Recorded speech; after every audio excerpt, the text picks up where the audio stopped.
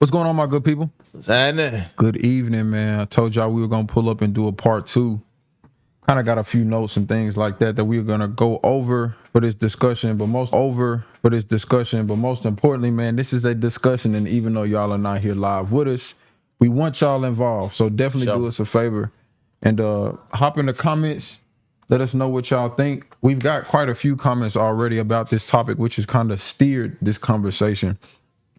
If you are not sure what we're talking about just yet, we're going to be dissecting the Katt Williams interview that Shannon Sharp did. We already have our reaction to it, one of our first time views of that up on the channel if you want to kind of get some of our thoughts. So that's where a lot of today's discussion is going to come from. Samantha A, what's going on? Rebecca Stone, what's going on? But to open things up, because I know some of you all may or may not know who we are that are talking right now. Appreciate you, FH. Appreciate you. Man, let's just start with an opening, man. Tell you a little bit about who we are, where we're from, and all of that good stuff. Brandon, go on and kick these people off, man. Let them know your name, where you're from, and just let them know what my name was. Well, you can go on and give me everything. Okay, I'm Brandon. Right? So I'm from Memphis, Tennessee. Like I always tell Addison, Memphis is not Tennessee.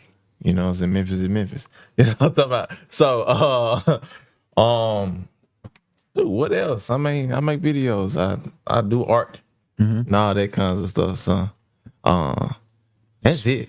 Let's also go. So I'll go next. My name is Addison. I'm also a Tennessee native from Nashville, Tennessee, specifically born and raised.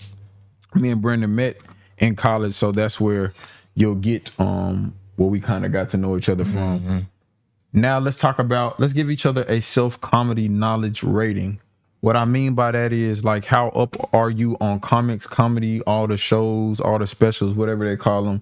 Like, a scale of 1 out of 10, what would you rate yourself? Not too high.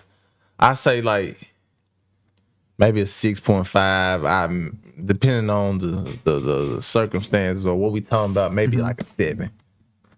It could be. It could 6.5. 6.5. Okay. So he goes 6.5. For myself, I'm gonna go. I'm gonna go like a 3 or 4. I'm gonna go a 3 or 4. One of the main reasons being, when it comes to actual comedians, like whether they be like, what is it, Eddie Murphy, Katt Williams, people of that nature, I never really watched a lot of their stuff growing up because it was past appropriate for my age. Yeah. And it wasn't no sneaking in me watching that at that age. Not in my household and things like that. That was a no-go. So I saw other kids who watched it. Now if I saw their face, of course I would know who they are. But it wasn't no sneaking and watching that for me. So I'm gonna start this poll off, man, and ask y'all what y'all rating is. Matter of fact, we may say the poll. I'm gonna say the poll for a little bit later. But y'all let me know in the comments then. Y'all just hop in the comments and let me know what y'all's self-comedy knowledge is. And the reason I bring this up, Kate on Twitch says she's a 1 out of a 100.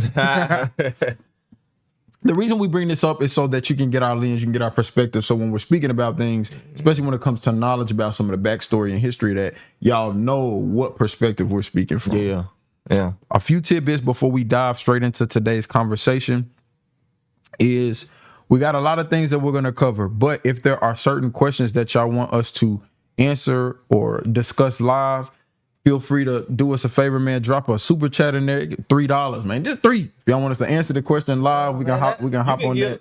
Well, I was finna say a snicker for that much, but you might can. Yeah, you can, depending on what store you go to. Oh, Snickers more than that now? The king size junk, yeah. Oh, okay. Yeah. Okay.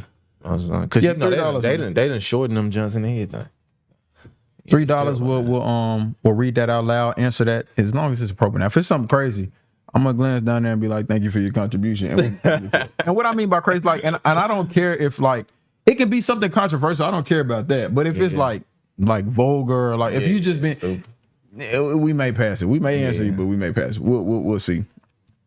Kathleen Hamilton says you're a 9 out of 10. Okay, you up on your comedy. If you're a 9 out of 10, you up on your comedy. I'm pulling it up real quick. Says you're 9 out of 10. You up on your comedy. But let's go ahead and kick this guy off with the first topic that I want to speak on. is what is the difference between defending yourself and tearing other people down? That's interesting. I would say it's kind of relative. Okay. Because the thing is, like, it depends on how far the other party went. You feel what I'm saying? And how you took it, just to be honest with you. So it's kind of, it's relative to the person in the situation. Is there maybe anything? Go ahead. But yeah, it's relative to the situation and the person who feels like they have to defend themselves. Because it's like, it's kind of like, you know, a home invasion or whatever. People can say you weren't supposed to unalive that person, but that's relative to the situation, to the person. In my mind, yes, I was. But in some laws' mind, no. You know what I'm saying? So I feel like it's relative. You know, how far did the other party go? How far did they take it? And how much did it honestly hurt you to where you feel like you got to get all yours back or all yours and more? So that's my view on it. Okay. So I know you were speaking about that from a broad sense. Let's go to just verbal or online attacks. Okay. Let's take it from the broad sense. Let's speak specifically on that. Verbal, online attack. Somebody said something about you that you either did not like, that you don't agree with, or was just a flat out lie. Yeah. What is the difference in defending yourself and tearing other people down in that regards? Do you feel like that, or you feel like it's just a gray area?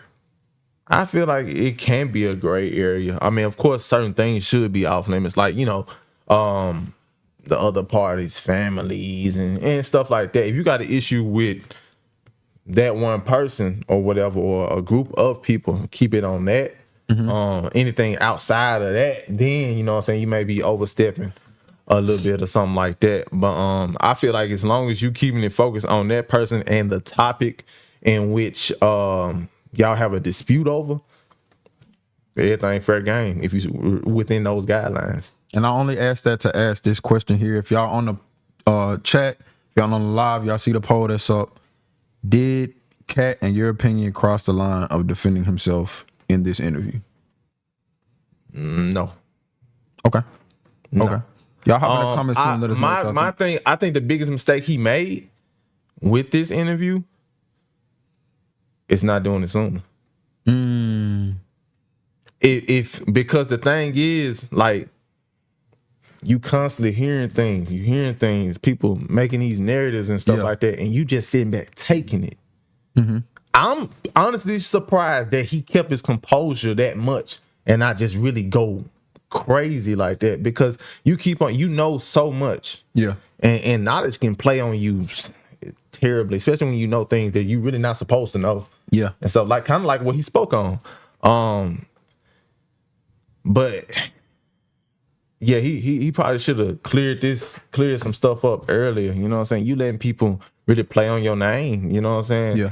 Who knew? There's no way of us knowing, like, okay, he's not on drugs or hard drugs or whatever. You know what I'm saying? Smoke a little weed or whatever. Well, according to him, a lot of weed. But you know what I'm saying? Not like hard drugs and stuff like. And that was the narrative that was painted. Like, he's a drug addict and all that kinds of stuff. Which, I mean, with me personally, I don't really get into all that kind of stuff and what people got going on and all that, because I don't know. I'm not there. So I'm not really finna speak on that. That's just how I was brought up, you know.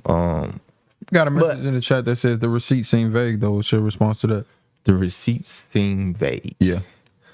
And this is something we're gonna touch on a little bit later in this conversation, but we just had a quick, like, one answer. I would say, what would you say? A lot of receipts can seem vague because we weren't there. We don't know. We will never know the factual truth because we weren't there. We don't know all the situations, so we can only go off, you know, maybe body language, maybe if there is some paperwork or videos and stuff like that. That's all we can go off of because we weren't there. Okay. So, all right, the receipts gonna seem vague to us, and rightfully so. So, in regards to my response on that, do I think he crossed the line?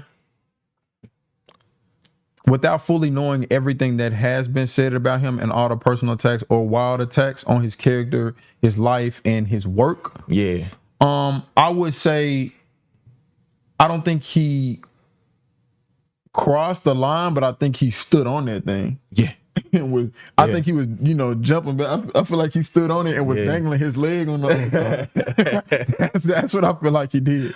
So in regards to that, that's my response on that. Now, just kind of recapping, because we're not going to do every single topic that happened in the video. It was so much to dissect. Yeah. But if we had to discuss what were the top 5 craziest comments made by him in that interview, what do you think? I mean, I know I got a few down here written down. I'm going to start off with me, in my opinion. I felt like the comment he made about the Ricky Smiley dress contract was wild.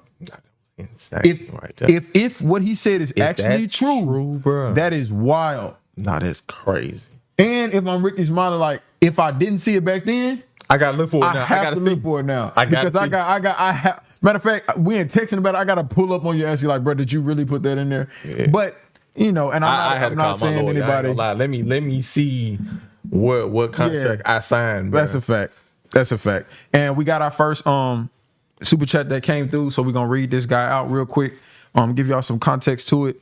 Samantha A says that Katt may have gone too far when it seemed like speculation versus his experience. Example being Chris Tucker, but maybe he has receipts we haven't seen, which that is that's a true point. That's a valid point. And building off her point, when it comes to receipts that we hadn't seen, that's where it gets tricky, because it's always he say, she say, until the end. Because everybody act like they got receipts. And I'm not even saying people who actually cannot pull forth proof are not true. It just depends on who you're coming at, especially if it's something famous. It's like, oh, they famous, so you trying to get at them. True. You know what I'm saying? That's where it's hard. But great point. Samantha, appreciate you for dropping that. I feel like we talked about this. Yeah. A few people did catch some strays. Yeah. I think it was just like, it was a point of shooting while I'm at it. Yeah. You know what I'm saying? Like, you know what I'm saying? Yeah, he kind of some people did catch some strays and stuff like that. Maybe intentional, maybe unintentionally. Maybe we just didn't understand where he was coming from when he said certain stuff. I don't know. So we got one of them down. We still got 4 more to go. What's one of yours, bro? And if it's one that's on this list, cool. If you got another one that I hadn't mentioned, cool. But top five craziest moments. What can we add to the dress contract?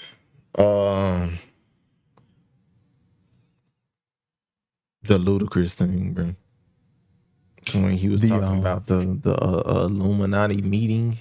Yeah, that was crazy. That was kind of. I think wild. It was even more wild because he said his name. Yeah. Like if he was just saying like, it was one dude that I ain't gonna say his name. He's an Illuminati and this and that. That would have been different. But because you actually say somebody's name and directly correlate them with the Illuminati and specifically say what project that it is that we all know, which is the fact. He didn't have to go there. He really didn't.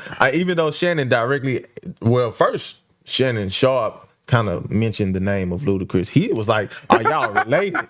And this man went into a whole other spiel talking about that. You could have just said no. But I mean, hey, he felt like he had to get that off his chest. Got a quick comment from one of our mods that I'll read real quick. Kate says Sharp isn't a good interviewer, but that let Katt just keep talking. I'm going to push back against that a little bit because I've seen a lot of Shannon's interviews. This was way different than his normal interview. He normally has a format. Actually, he did a follow-up video. He has a format. He has a flow. He has questions that he's going to go through that'll kind of help drive it. This one with Katt, actually, for the opposite reason, I think he did do well because when you got somebody who has that type of material that they're going to go, you kind of got to just let them go. Because you kind of just you don't want to catch one of them strays. The only pushback, that's a fact. And it was several times where he would say something, I saw Katt looking like, nigga, I got something in the chamber for you too. You want to play with me? I got something in the chamber for you too. And I was waiting on it, but man, I don't know. Maybe Shannon cut that one. Maybe he did have something for Shannon. He said they was talking before the camera started rolling. Yeah. But but Kate, that makes sense though. That makes sense. I know that was probably not a typical type of interview, but we got 2. We got Ludacris. We got the dress contract. The next one, I'm just going to get this one out the bag, and this is in no particular order. I thought the Gaza Strip comment was a little crazy, bro. I'm not going to lie to you. Yeah, I thought the joke was a little crazy. That was a bit insensitive, man. That was a little crazy, and And we're going to get to that a little later when we have the question about what is acceptable as a joke. But to give everybody a recap of what was said specifically during that time, he said, I have like 3 goals. I have 3 priorities. My top priority is to be funny. Mm-hmm. Second priority is to... What's it like? What does he say? Be respect? Nah, hold on. I don't know if he said respectful. Is that what he said? Y'all let us know in the comments. But the third one is what made me forget the second one. Yeah. The third one was... I slick don't even want to say it, bro. Yeah. But it was... He basically referred to dropping bombs. Yeah, which he said, and hopefully they don't take us off, but he said to guys are stripping. You know what I'm saying? That's what he said, and I was like, ooh. Yeah. And I'm gonna leave it at that because we're gonna come back and we're gonna touch on that. But when I heard that one like, and somebody left a comment saying, nah, he a real one, so it made sense. And it's like, I feel you on that, but that was a little wild. Yeah. But moving on to the next one, we're not gonna hop on that too much. That's why I say it was insensitive. Yeah, it was. What if that was your people? You know what I'm saying? Yeah, like I don't think you would like if I lost a lot of people due to that, and somebody just kind of said it in a way that had nothing to do with that. It would be like, yeah, you know, I feel a little kind of way. Yeah, you know what I'm saying. I mean, of course, you can't control other people and what they say, but I still feel some kind of way about that. What's your next one, man? What's the third one we add into the list? Well, no, the fourth one we add into the list. Hey man, the man said so much.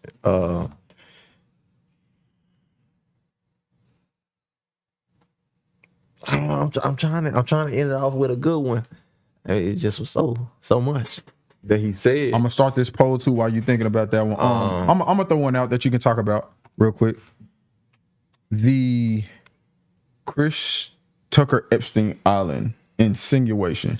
Yeah, I don't know where he was going with that. Like, what? I mean, does he know something we don't know? Or apparently. Like, whoa, nah, that's I don't know, man. That statement right there, and then it was so slick and subtle that you really had to catch it. Mm-hmm. Throwing up a new poll for y'all. Y'all let me know what y'all think about it. I don't really know about it. I can't really speak on it because it was so subtle and he didn't elaborate on what he was talking about. Yeah. He kind of just left it in the air. So my only thing is, if you're 100% sure, then that's a hill that you have to stand on. Because Lord forbid if that information is not true about that brother, those are one of those jokes. Like, if I'm even saying it's a joke, some people like, you know, that wasn't a joke. He just sometimes speaking. If that's not true, bro, we're gonna have problems. And the reason we're gonna have problems is in this day and age, it does not matter what the truth is if a lie is more entertaining. That's true, bro. If a lie is more entertaining, it could come back that, he didn't assault that bartender at the bar. But for every time you go out in public, this dude who assaulted the bartender. No. It's like, bro. Yeah. But if it is, but at the same time, I'm not saying this to say light should not be shed on the truth. If it is true, okay, and we appreciate you for the knowledge. Yeah. But if he say, she say, you don't really fully know, but it's like, I'm gonna get this one off because remember, his first priority was to be funny. And that's gonna be a running theory that's gonna be a running topic that we speak about. And so that's 5 of them. I'm gonna sneak one more in there though. Was his Michael Jackson, and there's a lot more. Y'all let me know in the comments if y'all feel like when we miss. Remember, man, it's only $3, man. Just let us know about one of the comments or anything that you want to discuss. We'll talk about that live in the super chat. That is, I'm gonna mention one more, and is when he was like, Michael Jackson had that comment about him being, Miss Christmas. Mr. Nah, bro. He did not say nothing about Miss, bro. You think another man could call another man Mr. Christmas? Bro, he didn't even say Mister. He just said Christmas, bro. That's it. He called him Christmas, bro. So Katt asked Shannon that. He asked him, has another man gave you a nickname like Christmas before? Shannon said no. Yeah. And Katt said, well, I don't think so, or me either. Whatever the case may be. My question to you, has another, I ain't even gonna say, matter of fact, let's just take has another person ever called you Christmas? Why would they? My name ain't nothing near Chris. What my problem with that is, what does that even mean?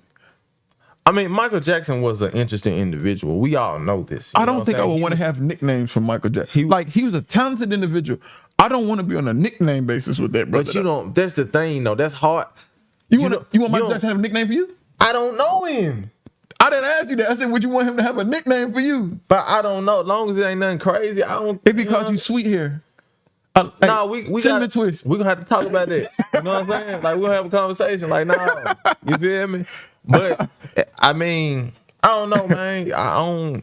I can't say that because I don't know Michael Jackson. Yeah. I know some things that were floating around about him. I could see some interviews that, he was a very different guy or whatever, but I don't know any of the stuff that the allegations and all that kind of stuff. I don't know if any of that stuff is true. For sure. People lie every day. Like you just said, if a lie is more entertaining than the truth, the lie is going to carry on. Yeah. You know what I'm saying? So I'm not finna say that man was a certain way or whatever. But as far as being called Christmas, I mean, that's on him. I got you. If he was cool with Brett calling him Christmas, you know what I'm saying? Hey, it is. I don't know if that statement was a shot at Michael Jackson or if it was a shot at Chris Tucker or it was both. I don't know which one it was because earlier in an interview, he said something about Michael Jackson.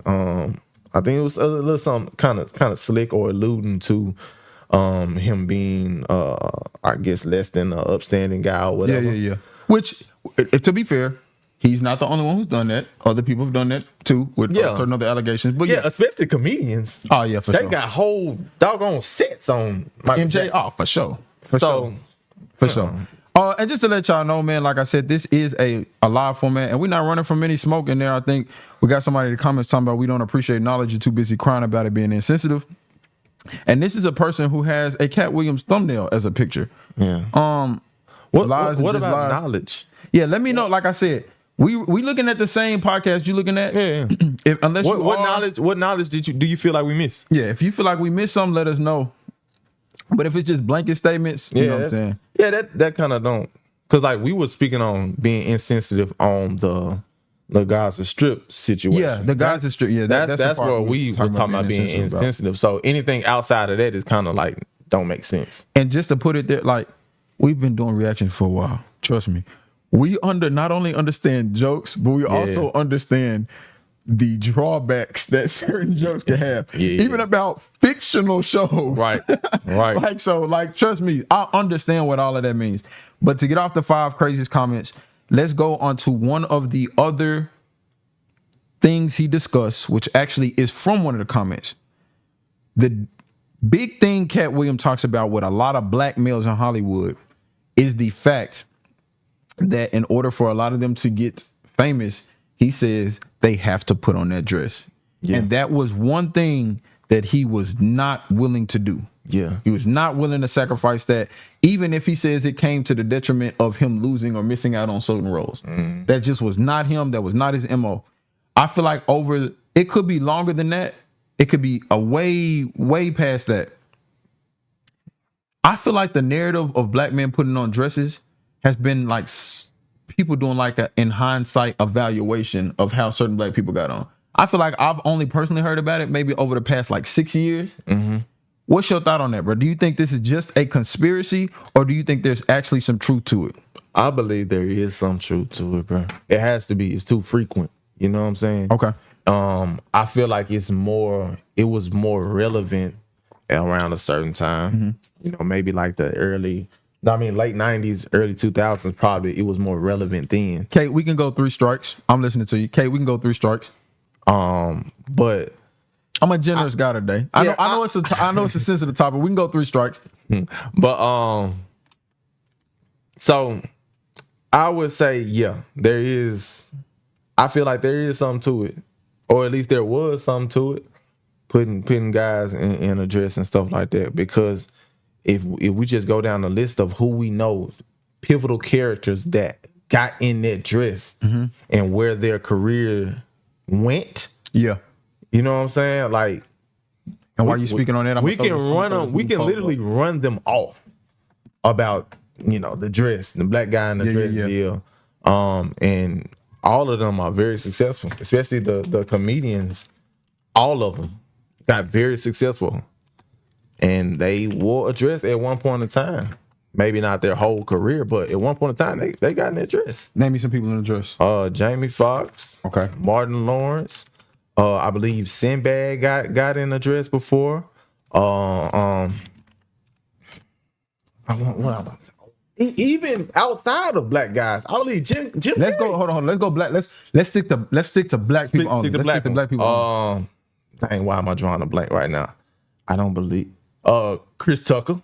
Okay. Got one. Okay. Of course, probably the most famous, Tyler Perry, but he put himself in a dress, so I don't even know if he count. Yeah. But that might give you brownie points. If you're gonna do it yourself, then you can go and go to the front of the line. That's true. Like they said, Ricky Smiley.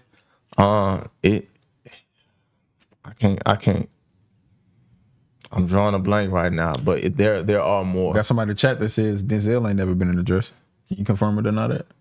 I haven't seen him in one. Denzel seemed like he an OG. But this the thing. This the thing, though. Cool, no. The thing is, we talking about comedians. I don't think.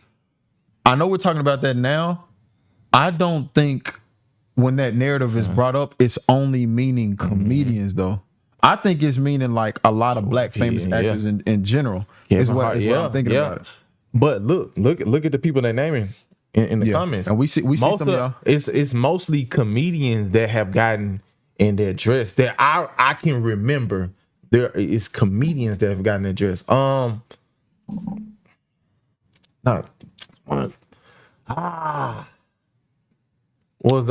another one I'm thinking of. Y'all throwing some people out there. One of the Wayans brothers got in one of the dress. Keenan. And okay. Yeah. They said Wesley Snipes. Okay. We also got some people that are saying, so right now we got the poll going about whether or not y'all think is the dress thing a conspiracy. It's a pretty diverse poll, man. We got about 33% thus far saying for sure. We got about 43% saying I don't think so. And we got about 24% of people saying neutral. See, yeah. So my question to you then is this. This is why it makes it difficult. I feel like if this narrative wasn't pushed so much, and I'm by no means saying I'm hopping in the dress, y'all, so do not misconstrue my words. I'm going to just ask this question flat out.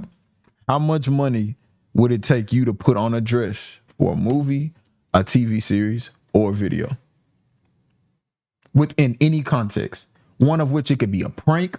Any context. It don't even have to be anything where they got you trying to do anything facetious and inappropriate. I'll tell you this, bro. Is it a number? When I was growing up, maybe. Because, this is what I was seeing. I was seeing these guys make these funny things in these dresses and stuff like that. Now with me being older and actually being a man. Yeah.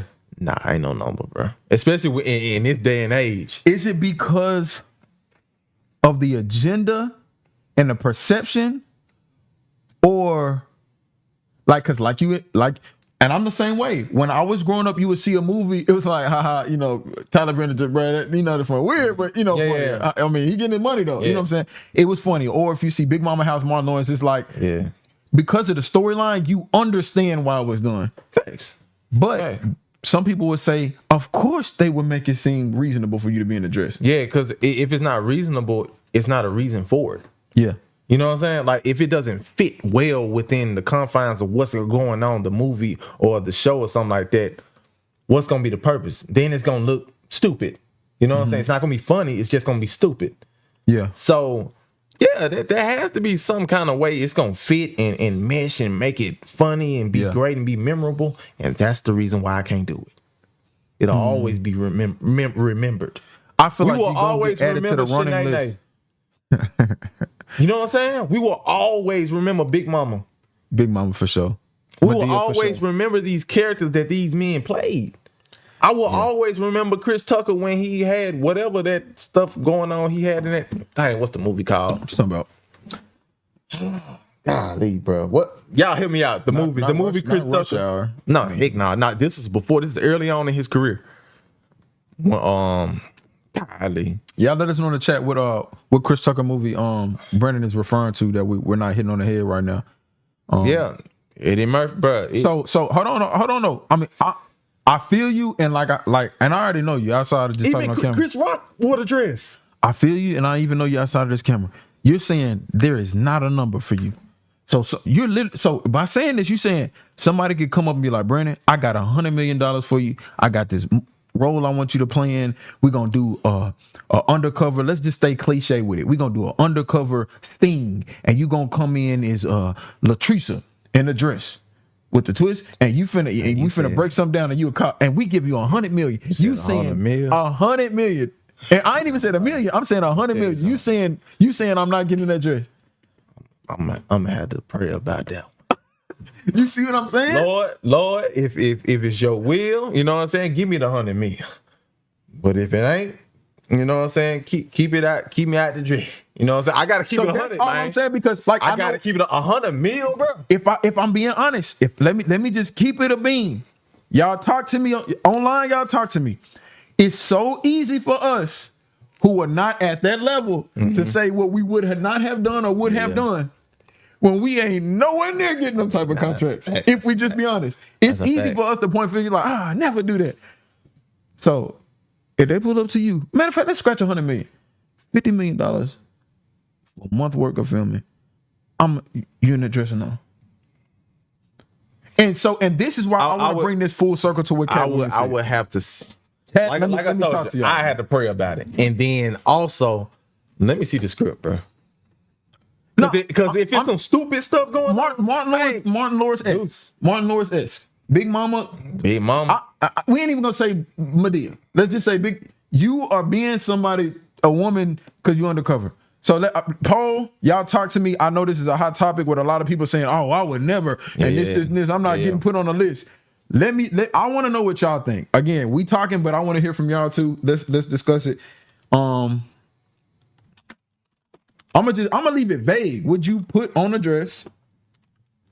And for y'all women, y'all cheating if y'all answer this question. If you're a woman and you answer this question, hey, don't mess up the poll. So just view it in the opposite way. If you're a woman who already wears dresses, flip it around and be like, if you were a man, would you do it? All right.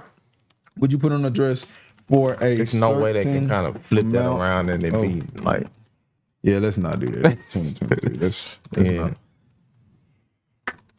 But yeah, that'll be a tough one, bro. For my people that say not at all, that'll be a tough one. For my people that say not at all, because it's like, if you standing on that, I feel you. I'm gonna be just completely honest with you. I would love to never do that, like stand on it, but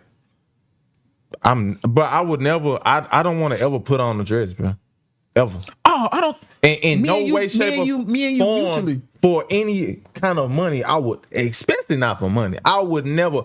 But when you start talking them big numbers like that, let's just be honest, y'all. Let's be real. They saying Fifth Element. They saying Rush Hour. Y'all naming a lot of movies. Yeah, that's what it is. That's what it is. I think understand that. I understand that. I feel you, but this is why this conversation that we having right now is potentially the one that could wreck the conspiracy theories. Mm-hmm. Because we don't know what amount they were at. Well, some of which case we do. Yeah. If we can look it up on Google, we don't know what amount that they were offered to put that dress on. So for us to sit here and say, oh, that's the agenda to get them on. Well, either that agenda is working extremely well or that agenda has a lot of dollar signs behind it. Yeah. Both could be true. Both can be true, bro. And that's a fact. Y'all in the chat, you said some of us are girls and y'all asked about this poll. I feel you. So far we got 22 votes. Y'all talk to me. Y'all talk to me. But when you, cause we men, bro, and we providers. So yeah, if we know we can set our family up for life off of this one act, there's no way you can say I wouldn't even think about it. Oh yes, it is. It's one. That's why I say it depends on the. No. Matter of fact, it's more than one. But I'm gonna tell you my one right now. What it is? Was correlated to the last topic that we had about the 5 crazy topics. If another guy on set, oh come on, if another dude on set says, "Mine never," in order for me to work with Addison, he has to put on a dress. Oh no, sir. No, ain't no way. Ain't nobody gonna have exclusively in their contract that they only working with me if I put on a dress. Crazy? You crazy? No, ain't no way. And TaylorMade said, "Is it Pride?" Heck yeah! For that answer, yes, it is. Yeah. It is. Me and my family gonna be at the crib eating ramen if that's in the contract for somebody to do. Say you say yourself. No, what in the world? No. We're not doing. We're not. Whoa. So Alex, you asked. No, But again, I think what Brandon was implying was he would have to know all the details. And of course, if it was some stupid, dumb, other stuff in there outside of that, then heck no. But I'm just saying, as a general statement, to my knowledge, I don't know how many people out here just offering $100 million for men to put on dresses. If so, man, I got 1,000 other different ways you can use that money. Just hit me up. Yeah, right. You ain't got to go that route. But anyway, so that is the topic on that. Let's go on and close that chapter. Mm-hmm. And let's talk about comedians. Let's talk about the Mount Rushmore. Kathleen saying the Fifth Element. Faith Element. We got a lot of people mention it's Fifth Element. Yeah, that's the movie. Let's talk about the comedian Mount Rushmore. I want to speak about this because I feel like Katt Williams is speaking from a vantage point when he talks about other. Because if you listen to the interview, and I'm not saying that he does not have the portfolio to speak about it, but that brother's speaking like, I'm Michael Jordan. Mm-hmm. And y'all on the playground. And maybe it's the competitive jabs. Because in basketball, when people in NBA game, you can have two NBA players and they talking crazy to each other like one of them shouldn't even be there. But with that being said, what, in your opinion, is the comedian Mount Rushmore? Y'all let me know in the chat too. Give me y'all Mount Rushmore. I would have Let's cap it at 5. Or you can do 3. Let's just do top 3. Let's switch it up. I would have to go. It's just me personally. Yep. I would have to go Richard Pryor. Okay. Give me 4. Let me get 4. 4. That's fine. All right, Richard Pryor. As long as you order them. In order? Yeah, they got to be in order. You got to give me the one. You can build the suspension. All right, Richard Pryor. That's 1. Mm-hmm. Okay. I'm gonna go Bernie Mac. Okay. Rest in peace. Dave Chappelle. Okay. And I think I gotta be 100% real. I feel like it's a tie between Katt Williams and Kevin Hart. Okay. Okay. Us again. So for anybody want to be like, that is why you getting so excited that he said Kevin Hart. I already told y'all at the beginning of this that my self-comedy knowledge rating is a 2. All right. Mm. I don't claim to know all the comedians there ever was. And there is, if I'm being honest, recency bias. Shout out to my boy Jalen Duke, who gave me that word. I never used it before I met him. Recency bias in regards to that. It's funny you bring this up because I'm actually about to fast forward to another one of the questions we had. Folks were in our comments and just online in general pushing this narrative that Kevin Hart is not funny. Mm-hmm. And in my opinion, I can fully understand you saying certain things are not funny to you. But to say a blanket statement that says Kevin Hart is not funny, yeah, they're not just handing out multiple movies, multiple shows, multiple deals, letting you bounce back from crazy situations. Yeah. That if man you're not like that at your job. And the reason top 10 y'all. In my opinion, just to be real with y'all, I feel like if I watch a Katt Williams special or something like that, I feel like I'm going to laugh more than I will with Kevin Hart, just to be honest. But the thing is, you cannot just eliminate what Kevin Hart has done, bro. This man has multiple classic. I'm talking about everybody and their mama seen it. Mm-hmm. Specials. Multiple. You can't. Memorable too, though. You know what I'm saying? Memorable though. Like you. All right. Come on. Everybody in the world knows what that is, even if you don't speak English. Dear, bro. Come on, bro. And listen, y'all. I understand. Somebody, y'all in the chat, y'all talking to me. I appreciate y'all. This is why we're here. We're here for y'all. We're here for the conversation and the dialogue. You're right. It is subjective. I fully agree with that. Facts. I understand. Just like the way you may like one person and may not like another person, I get that because of like the way they joke. Everybody has different backgrounds that they come from. Right. You can come to somebody's hood and say a joke, it'll get you killed. You can go to somebody's hood and say a joke, you're going to be staying there for the rest of your life because they're going to take you in and welcome you like you're their own son. Yeah. I get all of that. But I feel like the blanket statement that he's not funny It's crazy. Yeah. Different comedians have different comedy styles. Yeah, that's true. I understand that. I think because of the era in which we grew up, we saw a lot more of Kevin Hart for our age group. Maybe you could speak. I mean, you listed Pryor and a few others, but I feel like you had to go back and watch them, or somebody had to put you on those. Yeah. Nobody had to put us on Kevin Hart. The world put us on him. You know what I'm saying? Because of, I mean, he was in the movies like Jumanji. What was it? He had the reality shows, specials, scary movies, cop movies. I mean, some serious movies too. Yeah. So aside from that, I don't know how people can say that. But y'all speak to me. A few random comments I'm gonna read out. We got somebody saying Kevin Hart isn't funny to me at all. I saw him in Def Comedy Jam and in Soul Plane, and I just wasn't feeling him. He just doesn't make me laugh at all. I respect it. I respect your opinion. I respect you saying he's not funny to me or he's not that funny to me. I get that. Because I feel like the thing is, people will say that about every comedian. That's true. Somebody gonna say that about some, like, just like I would say, just like with Katt Williams. Funny as more than me. To my mama, he probably not funny. Yeah. You know what I'm saying? Yeah. So we had a conversation about this an hour ago while we were playing board games. Some people are funny because how they look when they deliver it. Yeah. Some people are just funny. Like you could put a bandana over my eye and I'd still laugh. It's just because it's funny. Yeah. And then some people are funny in a way that's like, I should not be laughing at. Yeah, true. But it's funny. And I feel like Katt Williams and Dave Chappelle are on that side of the spectrum. Slick. I ain't gonna lie. They like, it's some things that's like, oh, this is funny, but that's oh true. my goodness. Change as you grow older too. That's true. No, facts. Hold on. Great point. Yeah. Younger, loved Ed and Nettie. That is stupid today. Ed and Nettie, what is going on?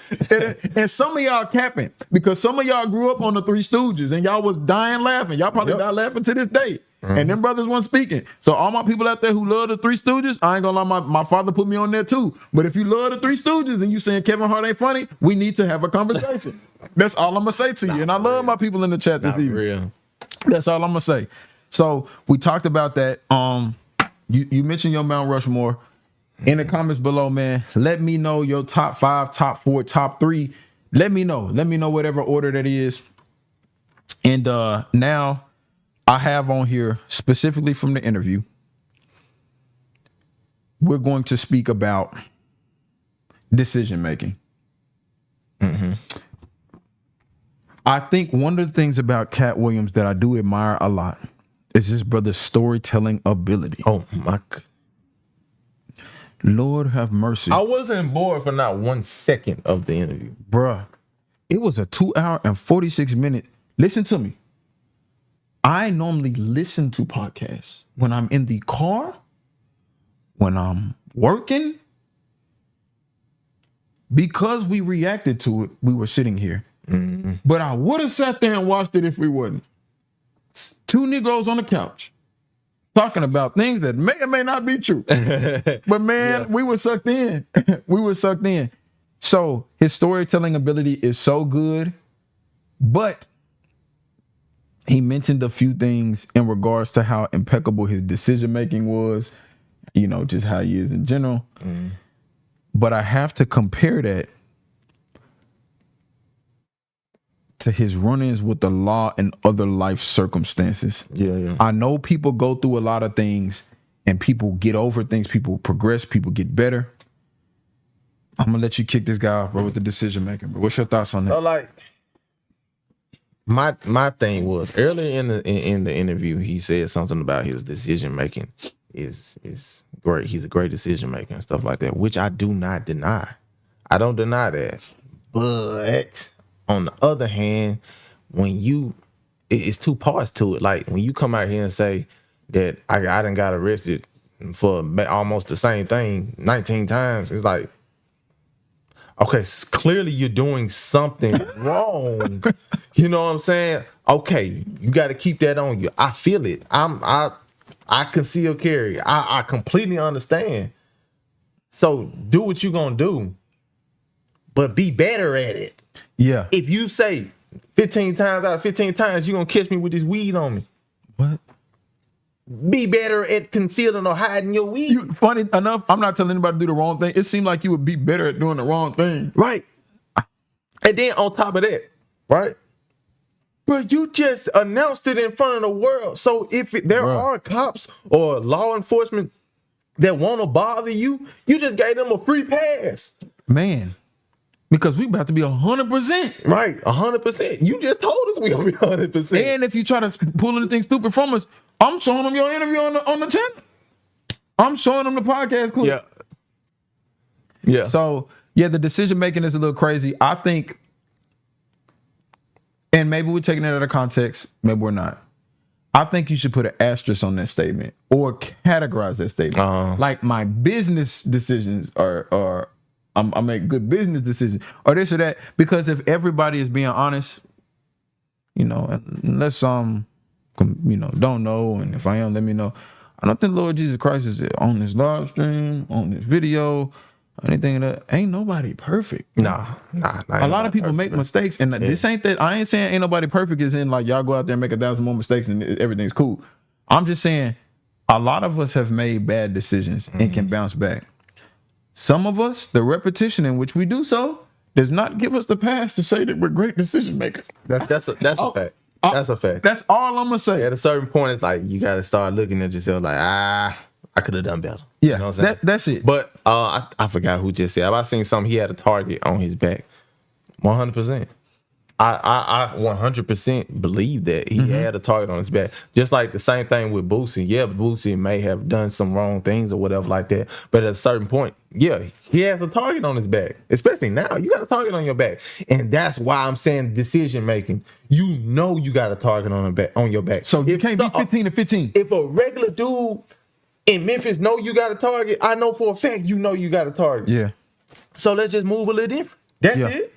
Yeah. That's it. Let's be better. We know you know what I'm saying? You feel like you need to have your weed. All right, cool. You need to have your gun. Cool. I'm cool with that. Yeah. Do your thing.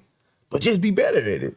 Yeah, it's like, and y'all bring up that's a great point. That's a great argument to that. If somebody's gonna critique somebody's decision making, one can say, well, you don't have to deal with the amount of things that they gotta deal with when it comes to targeting or whether it comes to foolishness or agendas or all of that. I feel you. But if that's the case, I can't continue to move the same though. Yeah. I can't do that. That's what I can't do. But again, he's been in a situation that, Lord forbid, we won't be into it. We got Patrick on the chat. Appreciate you for dropping the chat. Y'all said claims that we weren't listening and that he said it was medical. I understand. My personal, I understand. I don't agree. His gun, okay. His gun is probably legal. Yeah, we weren't just talking about narcotics or drugs. That's not the only thing we're talking about. That's what I'm saying. I feel you, but that's not the only thing we're talking about. It. You are letting these, like, okay, you know they trying to bother you. Yeah. All I'm saying is just move a different way. Adjustments have to be made. You know, okay, just like me, I can carry whatever I carry legally or whatever, but still, like Kay was just saying, you already black. You're a black man. Let's just face the facts. You already have a target on your back. Yeah. You're rich, you're a comedian, and you talk crazy. You know you got enemies. Yeah. You know that. And I'm not saying it's people that never have met you that hate you. That's a fact. When you at that stage. So I'm just saying adjustments have to be made. That is a fact. That is a fact. And the thing about it is, I'm not saying it is or is not right. But because of the nature of of being black, sometimes there are certain barriers or certain stipulations that you have to take into account. Yep. And if you not only act like in the movies that you doing and stuff like that, but then proclaim it in real life. Yeah.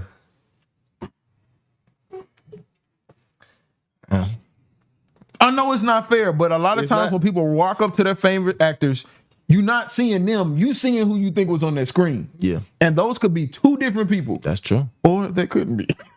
I don't know. Or they could or they couldn't be. But now I want to talk about the priority list, especially since there was a lot of comments talking about, well, you got to understand where this is coming from and this, that, and this, that, and the third. I want to reiterate to y'all one more time the priority list right after I turn this heat down because I'm sweating through my head.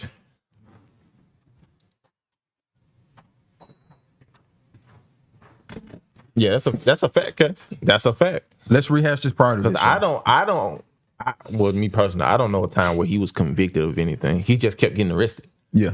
Just kept getting arrested. Same thing. That's what I'm saying, bro. Yeah. Like, you know you got a target on your back, bro. Yeah. Something has to be different. I'm gonna tell you something though. Before we get to this priority list, somebody brings up a great comment. And Sylvia Taylor, I appreciate your comment. Sylvia says, Katt Williams is hated on because he stands on principle and calls out the BS. Katt Williams called these people out because they were lying on him. That is a great comment. But have you ever heard that saying, like, you can't throw rocks from a glass house? Yeah. Like, you right. Some of the stuff is like, that brother telling the truth. Yeah.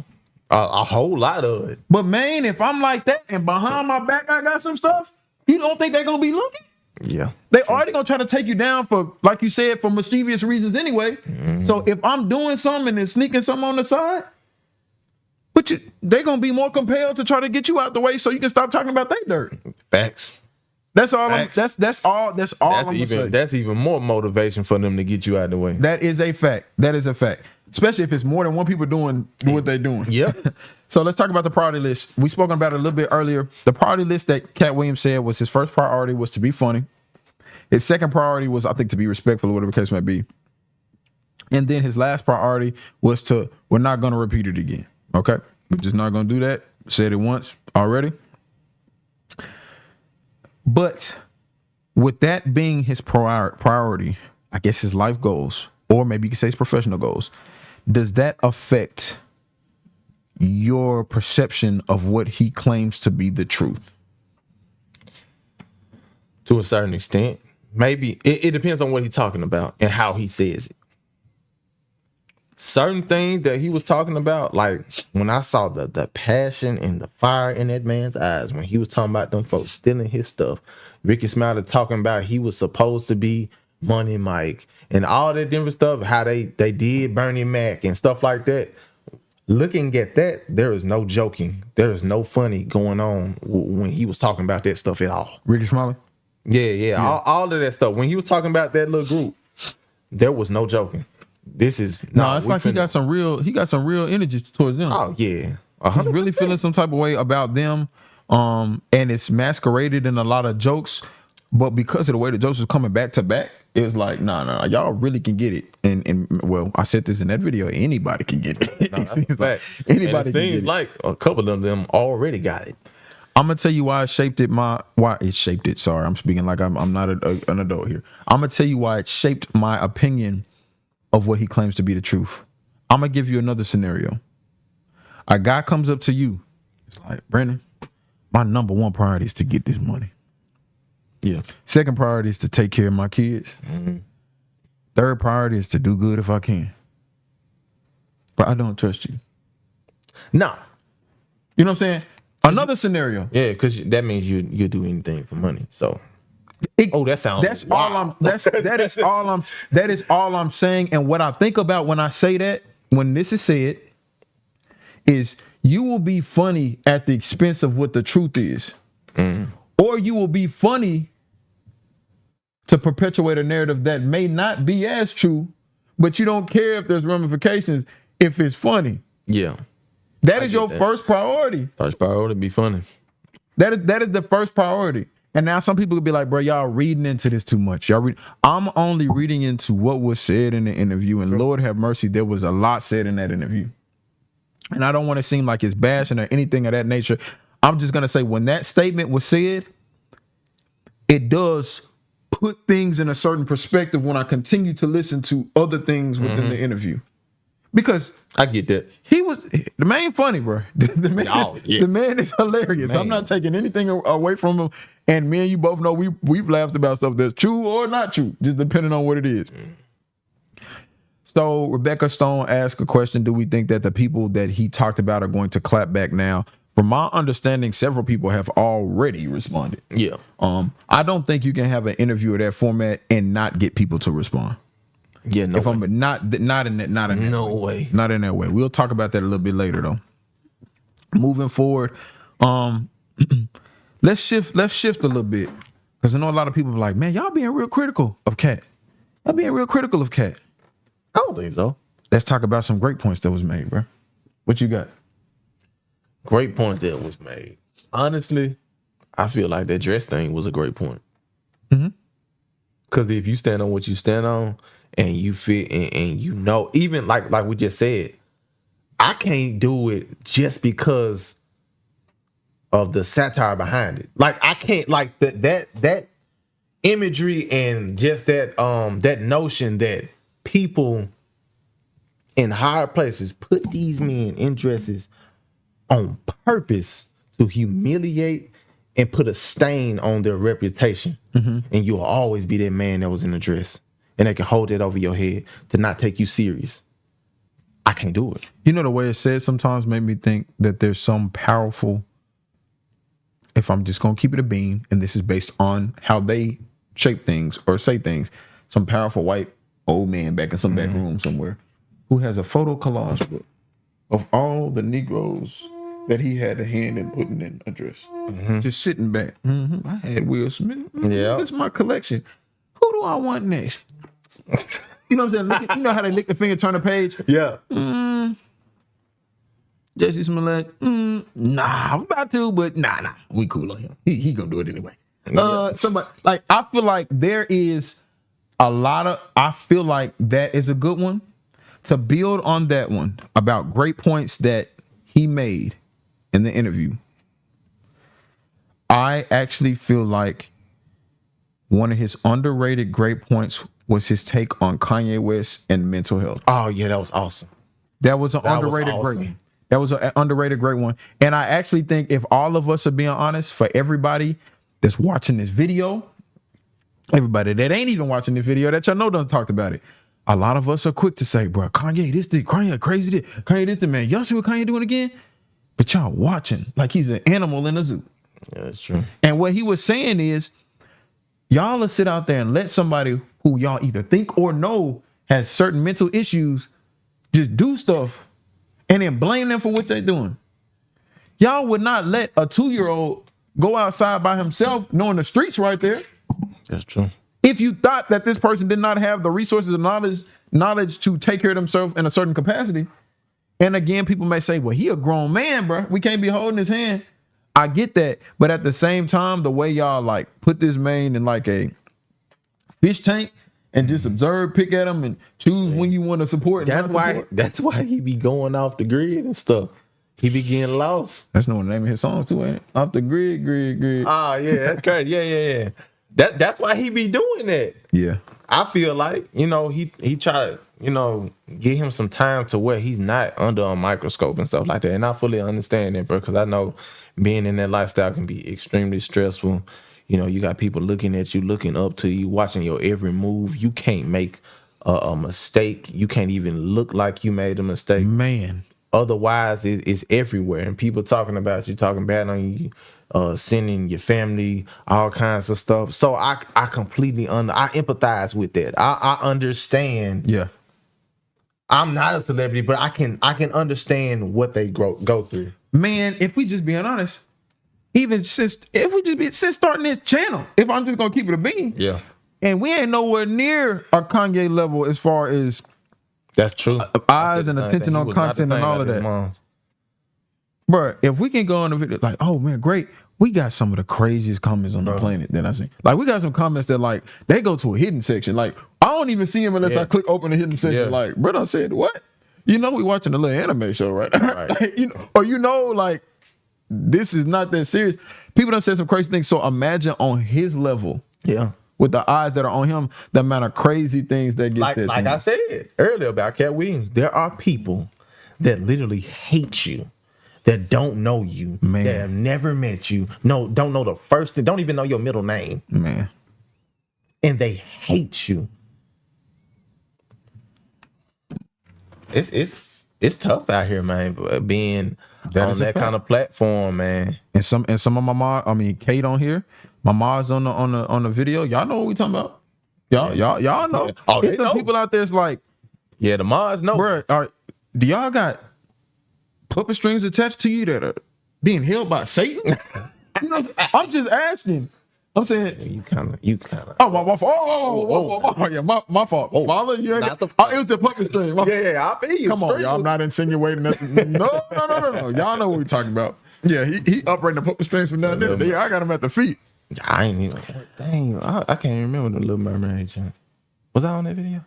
I don't know. No, we only did like a small reaction to that. No, yeah, but that was a topic too that people were feeling away. What's a great point that you think Katt made in that interview that just stuck out to you? Like, he talking? Man, when he started talking about Satan can't create nothing. Mm-hmm. That boy started preaching. I forgot. I can't remember exactly what he said, but he was basically referencing some things that people were doing or trying to get accomplished or whatever. But like, it's hard. Dang, man, I forgot. Dang, bro, I can't remember exactly what he said, but that boy preaching. I was like, ooh. Madison said, standing on business. That's what Katt did. Man, that's on a few topics, man, for sure. Man, For sure. Standing on business, for sure. The Satan can't create anything. He can't bless his own people. Yeah, that was crazy. Yep. That was a good takeaway. That was crazy. The point he did about the teachers being underpaid. Oh yeah, that was a good point. I saw that. That was a great point. The teachers being underpaid, but then you want to look at them like, oh, the youth, they the future, and it's the teachers' fault that they ain't bringing the kids up, bro. I can tell you from experience because my parents own an academy. Like ages 3 to not 3, from infants all the way up to like 5, 6, 7 or something like that. So they're understaffed. Yeah. Right. Shout out to his parents too. Great, loving people, man. So produced a great young man. Yeah, I'm decent or whatever. But you have these different schools who are literally begging people to come apply for these jobs, help the youth, and bring these kids through school, teach them some stuff like that.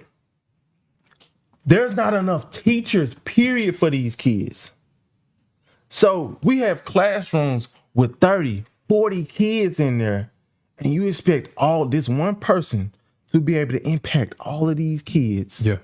And they have 30 to 40 kids in each class. No, not just in one class. It's not just like elementary where you stay in one class the whole day. No, these are middle schools, high schools where you have different periods. So you want these teachers to be single-handedly effective with 400 students. And you want to give them $40,000 a year. Man, come on, man. Shout out all my teachers out there too, man. And then look, teachers. I know you experienced this. Was your teachers buying their own supplies and stuff like that? Sometimes. I know me in Memphis City School. Hey, come for me if you want to. Sometimes. But a lot of times my teachers had to buy pencils. They had to buy papers, all kinds of stuff, staples. They had to buy all kinds of stuff, even though, my parents made sure I went to school straight. You know what I'm saying? And shout out to them for that. I really appreciate that. I always had the things that I needed, but even still, why are we having to ask parents to pick up some extra stuff for the other kids, and the government ain't even doing it? Yeah. Now, my parents were one of those people who actually picked up stuff for other kids, extra stuff to go on the they had the little cabinet or whatever where you had extra stuff for folks who didn't have things or maybe forgot something that day or something like that. So that was what's up. But you want to blame the teachers? That's a fact. You want to give these people $40,000 a year? They can barely pay their rent and take care of their own kids. And you want them to be effective and not get tired out, not get burnt out, teaching these kids every day. Yeah. Yep. And then they come to school and reading stuff on the news, stuff happening, shootings in the schools and stuff. You think they should be easy? Their mind should be at ease. When all of that stuff is happening, and on top of that, they don't know if they can pay their rent this month. Yeah. Yeah. Yeah. They having to get government assistance and stuff. Man, that's pitiful. Yeah. That statement he did about the teacher did open up a whole another can of worms. I know we got a lot of people chipping in about their thoughts about teachers and things of that nature. First of all, like I said, shout them out. There was another underrated statement that I saw somebody put in there real quick. Said that winners should not allow losers to rewrite history, which is something that he said, which is an interesting way to frame that. And I do think that's true. I do think that's true that does occur sometimes. Man, most deaths, Fox. Most deaths, man. Yeah. Cause I had some good teachers growing up. Oh, facts. Some awesome. Even the ones that I used to be irritated with, in hindsight, I can honestly say, if that teacher was a little aggravated or irritated, but she had to deal with like I understand. 20 knuckleheads, Yeah, all day. Cause I went to terrible. Bro, so even if she did pop off on me in a way that I felt like wasn't fair, as a kid, you don't understand like the level of energy you have to put forward. You know how much you have to act like you happy just to be a good example in front of kids when you may not be on a daily basis? Yeah. And there's people going through divorces and all kinds of crazy stuff that teach. We forget. I think sometimes people forget that teachers are not human too. Like matter of fact, I feel like sometimes people treat teachers like they're supposed to be there. Right. That dude could be out there making a mixtape, so like you doing. He could be out there trying to work on his album like you doing. And y'all sitting up there talking to that man crazy. Talking about some you deserve 100 on a piece of paper that you only listed one answer on. Yeah. Come on, bro. But nah, for sure. Another one that I want to talk about is a issue that he kind of slick brought up. Katt Williams kind of slightly brought up was the issue of he has to deal with some crazy lawsuits. Yeah. One that he brought up was a lady that was suing him for claiming that she worked from here years ago, and he said this lady never worked from him. Or people who claimed to have been married to him but said it's like a spiritual. Hey, no, that was insane, bro. I was spiritually married to this man, bro. And imagine I got to go through all the court proceedings, paying for lawyers and all that kind of stuff. I can't imagine that level, bro. Matter of fact, and Lord forbid, I appreciate y'all for the support. Y'all helping us grow. We on the way up, man. I appreciate y'all. Whether we get one more subscriber, one more view, one less view, man, we on the way up because of y'all. Y'all always make it a great time when we get on here. Y'all always show out for us. But man, listen to me. If people start getting to the level where they sue us because they said they were spiritually attached to us, I don't want it. I'm going to smile on this camera as much as I can. But I'm going to let y'all know if it's happening. If y'all ever come on here and be like, Edison, what's wrong with you? Man, some lady that I ain't never seen is married to me, and she want half of what I got. I would just keep it a bean, bro. You literally had to have a lawyer on standby at all times. I didn't really understand that because, like, growing up, hearing celebrities talking, even like rappers and stuff, they always talk about, a lawyer and all that. Bro, that's real. You have to pay this lawyer all the time. Every month you are paying this lawyer because of foolishness like that. That may happen, that may not happen, for things that never transpire. But I'm off the floor and Katt Williams walked across it and got a shoe mark on it. And I know these are extreme examples, but this is real life stuff, y'all. Yeah. Like some of this stuff is real life. Imagine how busy y'all's day is right now. And I'm not equating his level of success to him being more busy than y'all. Imagine how busy your day is right now. Kay said she's suing us because we ain't record more of the time. Hey, Kay, just slow down, man. Imagine how busy your day is right now. And you randomly get summoned to court because a Negro said you drove by and he was looking at your car so long and how good it looked. And it caused him to run over his foot with his lawnmower. Yeah. That's that stuff. And they are actually holding that up in court, and that's something you got to deal with. And you got work to go to, kids and not kids to take care of. Mm-hmm. Nigga, bump that. You got a Netflix show you trying to catch up on. And you can't get to that because you got to deal with this. Yeah, that foolishness. So a lot of times people want to make it big, and y'all don't understand that new levels, come on, what they say? New levels. That's what they say. That's a fact, You know what I'm saying? That's a fact. That's bro. what they say, bro. F8, another another Biggie line, more problems. I mean, my fault. More money, more problems. Get it right now. Man, hey, we need the 2024-23 version. What if it was the 2024 version of it, what would it be? It got to be something social media oriented. It has to be. I don't know. I can't think of that right now. Man, I only got the bars on command. it might be Since You Made It, Pay Me. Since You Made It, Pay Me. It's just that simple. You made it, now pay me for something because you made it. That might be what it is.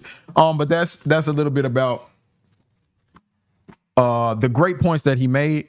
I don't want to not mention that, especially from the teacher standpoint. Speaking of which, if all my teacher people out there, any of y'all who want to know, I got a lot more respect for the education system and the teachers once we watched this series called Abbott Elementary. Oh, yeah. I'm going to go on and plug it, man. Y'all go on and tap into the channel and watch some of our Abbott Elementary videos. We covered all the current seasons that are out. Really enjoyed that. Oh, then another thing, 2 of our friends that just left, they teachers. Oh, yeah, facts. One of our good friends, a teaching principal, and Lord have mercy, a large portion of our discussions every time we see them is about things that they have to deal with within the education system that they work with. We ain't gonna say no names because, obviously we love them. We're not trying to get them caught up on nothing. Let's go to our next topic. Is Katt Williams indicated that some people done stole his jokes. I think it was Cedric the entertainer in particular, I think, right? Yeah. That he was speaking about. I got a question for y'all. In comedy, is stealing somebody's joke the ultimate sin? Talk to him, Geek. I'm going to have to say, yeah, bro. I honestly think that's worse than stealing somebody's bars, bro. Like lyrics from a song, you can at least cover it up and be like, hey, I just was paying homage to a great or something like that. You feel me? But stealing somebody's joke as a comedian, no, that's like number one. No. I feel like I don't see it getting any worse. Like what act is more egregious than that? As a comedian. What's worse? I mean, I will argue to say going too far or saying something just completely inappropriate is better than stealing somebody's joke. I'm gonna be honest. I ain't gonna give specific situations, but not giving them credit for 10.5. I was a culprit for this a week ago, but it was because the joke didn't have enough visibility. Not that is great. It was in the confines of my church, my family, my people. That's facts. That's facts. But you're not a comedian though. I'm not. I'm not at all. Oh, don't know if we want to be, which is another one of our topics. Man, we was at a church function. Yeah. It was fun event, funny. And the overseer of the congregation, picture the conversation, we had a little quiz going, man. Of some scripture related stuff. And I'm not gonna give too much details because it's funny. It's lighthearted, and sometimes the apple's bugging out, going slow, or anything like that. Don't let this confuse you because this brother knows the word front, back, left, right, up and down. My father, man. Yeah. My father. He plays 6 plays in a church quiz scripture game that we had going on at the moment. So my sister, under her breath, or I think it's my sister under her breath, was like, "Man, I had a pass to play 6." And I was like, They ain't here.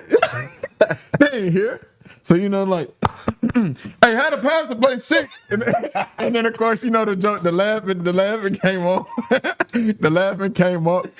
It was funny, quite humorous a little bit. And then at the church, my sister was like, "Hey, I saw you stole my joke," and I said, "Didn't nobody hear it?" I'm like, "Ain't nobody hear it?" You know what I'm saying? What you talking about? I don't know what you're talking about. But it was all in good funny. It was all in good funny games. And then I think my brother told her, "Yeah, I saw they made a TikTok video about people who do stuff like that." And that's why I say, in that moment, of course, it's a family. Wasn't nobody making no money off that joke. Yeah. It was just funny, and I play with my sister like that all the time. If she will say something or whatever the case may be, and it didn't get heard, because I'm always joking with her about how she ain't funny about certain things. So oftentimes when she do get a couple good ones, I'm gonna need that. You know, I'm gonna need that to the portfolio. Yeah, so from a professional level, you get paid for it. A lot of people said it's the ultimate sense. Hold on, not a lot of people. Right now on the poll, everybody says it's not acceptable. Matter of fact, I might as well go in the poll. If somebody wants to, I ain't even finna give y'all the opportunity to mess up the poll results. 100%. Now, my question to that is, what do they do with this copyright thing? You know, like if you take something, you have to make an adjustment to it or do a different take on it.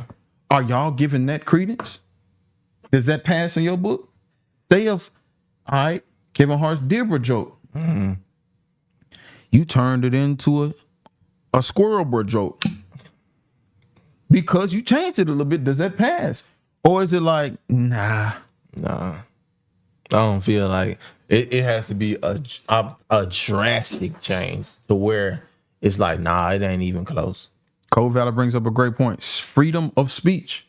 What is and what is not acceptable when it comes to, y'all talk to me. And I'm not advocating that anybody steal anybody's anything. Yeah. I want y'all to put us up on game.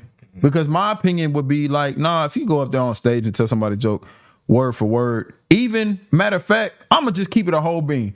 Let's say I did have a stand-up. And I told that joke in regards to, you know, how could the pastor finish sixth on the queer? You the pastor.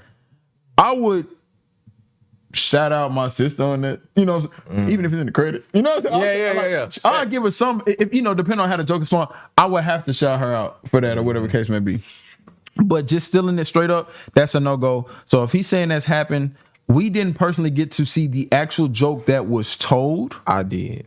So all right, I'm glad you brought I can elaborate on it a little bit. So I feel like that I needed more context and more leading up to that joke or whatever to completely understand it and be able to gauge if the joke was stolen.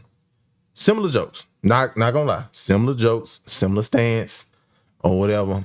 But they were different. The joke, the premise of the joke was different. I can definitely say that, but they were similar jokes. The one that he claimed, not allegedly, that the Cedric the Entertainer stole from him or whatever. It was similar, you know what I'm saying? But it was. I feel like it was a similar style joke. They both were sitting down in the on the stool like they were driving or whatever, and you know, the joke was vehicle related and all that kind of stuff. So I can say similar, but I can't just say he stole that joke. But that brought up something else, which makes me like, nah, he probably did steal that joke. Because I actually watched Cedric the Entertainer special back in like what it was like 2020 or something like that, 2021. And it was a joke. The joke was funny as a mug. And it was the By My Initials joint, bro. Not familiar with them, but I'm listening. So I look at this today and I see that was from a show that was in the 80s. They called me by, like, so basically the whole joke was like, you know, it was a person that they had just met or whatever, told them their name, was like, everybody call me by my initial though. Basically, you know, it's all one word or whatever. So he calling the person Bob Initials, or whatever. He's like, man, why you keep on calling that person Bob Initials? He's like, yeah, that's what he told me to call me. He said his name, whatever that his name was, but he said call me Bob Initials. And the person was like, no, call him by his initials, which was like CJ or something, whatever, JT or whatever. It was something like that. But that was the exact same joke from that sitcom or something like that, from like the 80s or something like that. So if you're a judge and you were in joke court, would you slam the hammer down to say stolen? Stolen. Okay. Yes, sir. Yes, sir. And that's what makes me like, dang. At first I was like, all right, Katt, I can see some inspiration, but I don't think he completely stole it or whatever. And that's kind of a reach. But now me seeing that, now I gotta agree with Katt. Okay. Had them stolen the joke. Okay. Next up, I know you had some things too to say a little bit about Faison Love. I've seen him on a few things. I'm not as familiar with him. He does strike me as a funny guy from the limited things that I got to see him in.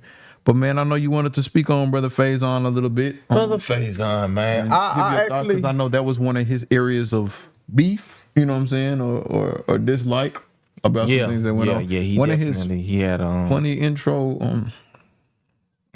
No disrespect to Brother Faison. Nah, we don't want no smoke. We just speaking. He said whoever says that is a fat Faison lie. He said a lot of things that were memorable and funny. That was one. Fat Faison lie. That was one of them, bro. That shit almost took me out. Man, bro. Go on and speak on. So, Faison, man. Faison Love, man. He was in some good films. I honestly, just to be honest with y'all, I've never seen him doing stand-up. I haven't seen it. I'm sure y'all probably have or whatever, but that's why I'm a 6.5 on the comedy scale. But he's been in quite a few movies that I like, you know, Money Talk, Friday. I like Elf. He's been in a few movies that I like and stuff like that. But modern day Faison, I do not rock with that man, bro. So I know you had some, like, again, I haven't really caught up with him to that level. Man, what's some things that you feel like he's doing that would either one give credit or give leeway to Katt Williams for attacking him the way he has, or just really just, you know, support your, because he a hater. Choice. He's a hater. Like, he's the definition of a hater, bro. Like, he's an old hater. Okay. The things that are the evolution of comedy now, he hates it. And he hates whoever participates in it, which makes it even that more sickening. Because, bro, you an OG. Why are you hating on these young dudes because they done found a new lane? Yeah. You know what I'm saying? Yeah. Like, so his thing, I heard him talking about Country Wayne and other social media comics and stuff like that. And he was talking about the thing that really always is an alarming thing for me, and that's like a no-go, like, you through. When you start pocket watching, talking about what another man ain't got, or how another man ain't making money off of that stuff, it ain't no real money in it, and you ain't get. Whoa, bruh. You really, that's what you done turned into? Talking about this man, he making these videos at Facebook and stuff like that. You ain't getting no money from no Facebook. You sure about that? Yeah. Because this man's a millionaire for Facebook. And just because, and that's another thing, just because you don't understand something doesn't mean it's not fruitful. Yeah. You know what I'm saying? Like, okay, I may not understand cryptocurrency and stuff like that. That don't mean there ain't no money in it. Yeah. I may not understand the NFT. That don't mean there ain't no money in it. So why are you speaking on something you don't know nothing about? And then you down and, like we always talk about, we love to say this, black men and stuff like that. But you down in another black man. Matter of fact, no, I was right. You're downing other black men because that dude is putting other black men on. He putting his kids on, building financial wealth for his whole family. Even though he got like 10 kids or whatever, he taking care of all of them. And this man is wealthy from being on Facebook, from being on YouTube, Instagram, TikTok, all this kind of stuff. And you not only hating on that guy, you hating on the people that he's putting on his platform. You hating on the other guys who are doing stuff like Dizzy Banks, DC Young Fly, so many other social media comedians and stuff like that, just because they're not doing it the way you came up doing it. You talking about you getting residuals and all that kind of stuff. Why are you comparing yourself, first of all? And that let me know you ain't having no motion. When the last time we seen Faison in a real movie? Now it done got personal. It could be relevancy, man. That you feel like people forgot about you, and then you put yourself back in the conversation. Right. It could be a lot of things. Man, hit them folks and do some work with them. Yeah, I mean, it could be a lot of areas. Humble yourself. You bring up some modern day comedians or content creators, which is a good segue into this next topic of, do you think it'll be easier to be a comedian in today's age or harder? Go ahead and talk, man. Let me. What's your thoughts? I'm gonna ask y'all. I'm gonna ask y'all. I'm gonna say this. I don't think it's either. Just like I said, it's just the evolution of the game. It's evolving. I would say there are more ways to be a comedian nowadays. Mm-hmm. You know, you have different lanes that you can go down because of social media and things like that. You definitely have. I could say you could potentially make money faster. You could monetize it faster. Because like this one dude I watched named Trey Rags, he does like you know what I'm talking about. Yeah. Real funny dude. And then like they were saying, it's different levels to comedy and stuff like that. But I mean, there are definitely more lanes for you to monetize your funny, and it's easier for you to reach your audience. I would say that. I'm not gonna say it's easier, but it is easier for you to find your audience. So my response to that is both sided. Yes and no. You have less of a vocabulary to use, but more avenues to share your content. That's true. So that's true. It's a yes and no. What I mean by that specifically is one of the points that also Katt Williams brought up in that video is it's a lot of words that you can't say no more. Some of which case maybe I understand. Yeah. I understand. Some of them, they're getting repurposed in ways that's like, okay, just because y'all choose to use that word in that way, but you can't take away that word from everybody else that has a normal definition for it. That's my only problem. I mean, pretty soon, bruh, y'all ain't gonna be able to say shrimp. You ain't gonna be able to say black eyed peas. It's a lot that cannot. You know, it's a lot of stuff pretty soon that you won't be able to say it. But man, some of them skits, like you brought up Trey, when the content creators be multiple different people on the same camera, it's creative and it is funny. But does it make it harder? I think, as most people do, with the times and the technology that progresses, you find ways to work around it. That's true, bro. Like the same way everybody does anything. I'm not advocating for anybody to be a thief. Man, they done build security. Well, you know, people used to just break in the wooden chimney house and steal it. And they got a security system. Then they start hacking the security system. Yep. With everything that comes on, people are going to find different ways to navigate and move around certain things. Yep. I do feel like, though, one of the upsides, a major upside to a modern day creator is, I feel like the blueprint is get online, build your following, being funny and doing things like that. Yeah. You can do movies. You could do stand up if you want to. Yeah, which, if you want to. If you do that, you may or may not be respected by Katt. I don't know, but Katt did say he got respect for some of the young content creators that would do it. But I ain't gonna lie, all the ones he named do stand up. And you brought up, I feel like the only one that I might have missed that he did not name was Drewski. Yeah. I ain't seen and if he mentioned them and I didn't hear y'all let me know. I feel like do more hosting than like stand up. Like he hosts. I'm just talking about but that goes into a deeper point. Can you only call somebody a comedian if they do stand up? I mean, I feel like you can be a comedian in different ways. You can be a comedian that does stand up. You can be a comedian that's an actor. You could be a comedian that just does skits. You could be a comedian who only do roast online. I agree. I agree. Your lane is your lane. If it's funny, if your purpose is being funny and you're getting paid for it, even if you're not getting paid for it, if your purpose, what you want to do as an occupation or whatever on the daily is being funny, you're a comedian. Bro, I agree, bro. You may not be a good one or you may not be a great one. You may not be the status quo comedian. I agree. But you are a comedian. It goes back to like what we was talking about. What's a professional athlete now? Yeah. You have people like D. Strong out here making way more than rookie contracts. This man's a multi-millionaire. Facts.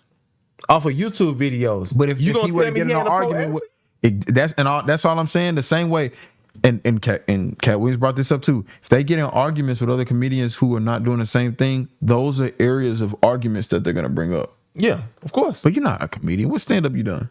Yeah. Other person be, I didn't stand up nowhere, but I had 50,000 people on my live. You had what, 200 people at the club? Yep. You know what I'm saying? So it's always levels to it, in which case they may go back and forth. I guess at the end of the day, I will say this. Stand up is different, man. It is. Stand up is different. Animal. That it's kind of like what they compare rappers to when it comes to like being able to freestyle. You get the most respect as a real, what they used to call MC, like a real, you're a real rapper when you can hop on a beat and freestyle right then and there. But like we're just saying, everybody ain't got the same name. Everybody don't have the same talent. Some rappers just yeah.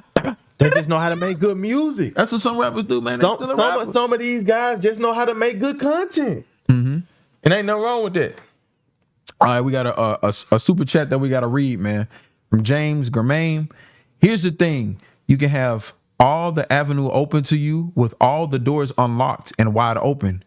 But if your legs and arms are cut, you ain't going nowhere. Hey, that's deep. That's deep.